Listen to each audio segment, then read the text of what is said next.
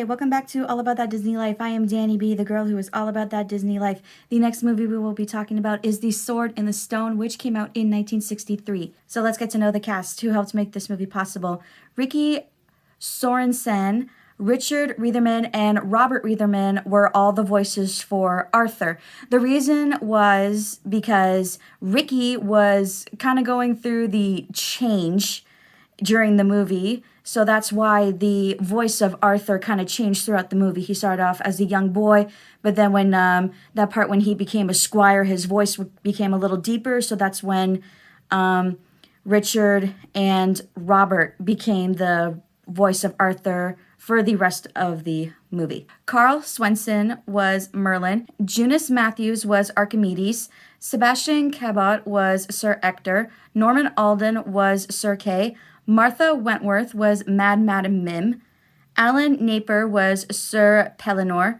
Thurl Ravenscroft was Sir Bart. James McDonald was the vocal effects for the wolf. Ginny Tyler was the little girl squirrel. Barbara Jo Allen was the scullery maid. And Tudor Owen was a voice of a knight during the tournament in the movie. Now we get down to the facts all about the boy who would one day become King of England. Number 1, the production.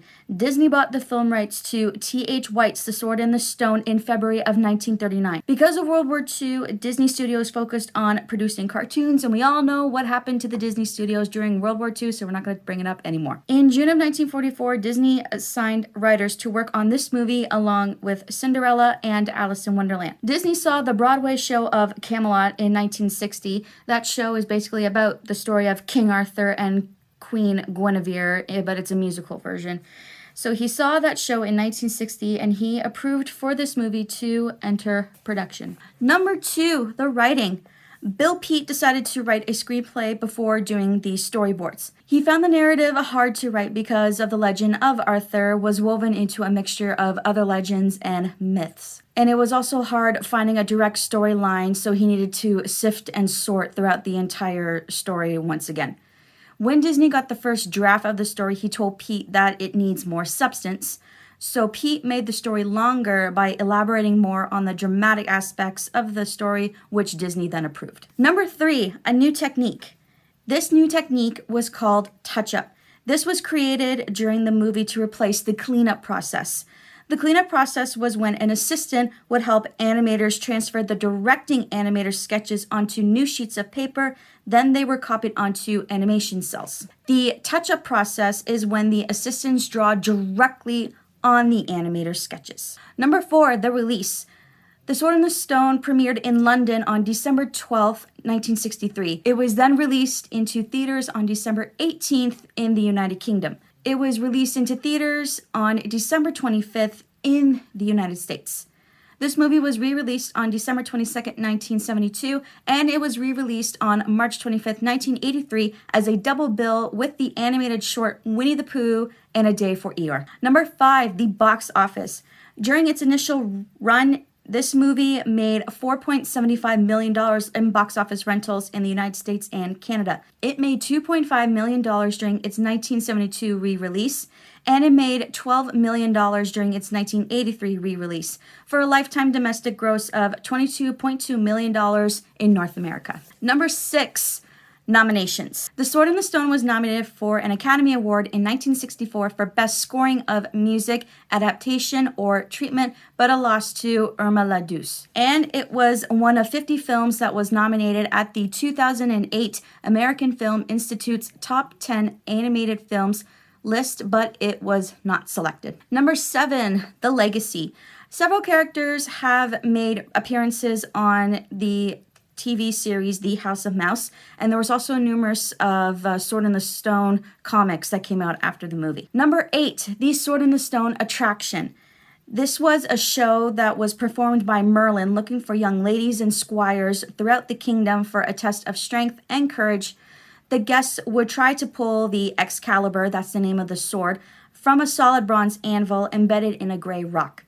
Only someone with honor, decency, and inner strength can remove the sword and become a recognized ruler of England. At various times during the day, Merlin will magically appear and hold a special ceremony in front of each Disney park carousel to see if anyone can pull the sword from the stone.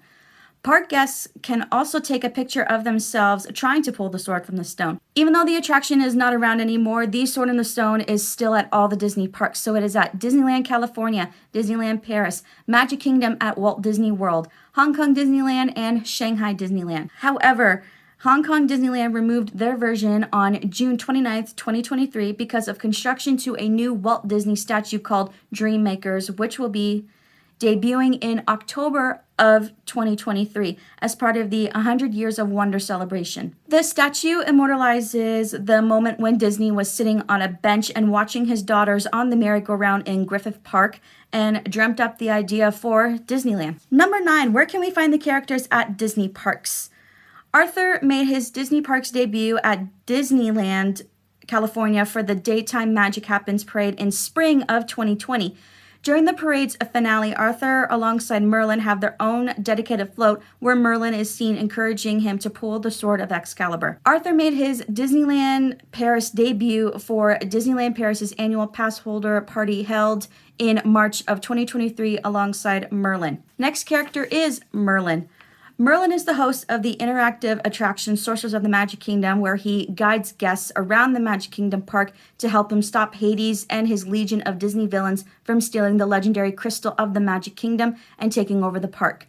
During the journey, Merlin teams up with other Disney protagonists including Pongo, Genie, Rafiki, Cusco, Pocahontas, Madame Odie, Sebastian, and Flora, Fauna, and Merryweather. He also has his own spell card called Merlin's Fireball. On board the Disney Dream cruise ship, Merlin is one of the magic makers of Disney to help a practical father's imagination grow. Merlin can be seen with his magic bag to aid the father. In the end, after the image is restored, Merlin joins the father, his daughter, and a cast of Disney characters to celebrate. Last character at the Disney parks is Mad Madam Mim. Madam Mim debuted as a face character during the 2022's Oogie Boogie Bash at Disneyland California Adventure. She was available for meet and greets, debuting alongside other villains such as Mother Gothel from Tangled, Ernesto de la Cruz from Coco, and Bruno from Encanto. And that is it, all of the facts about the Sword in the Stone. If you like this video, please hit that like button and leave a comment down below. And don't forget to subscribe, and I hope you have a zippity-doo-dah day. Goodbye.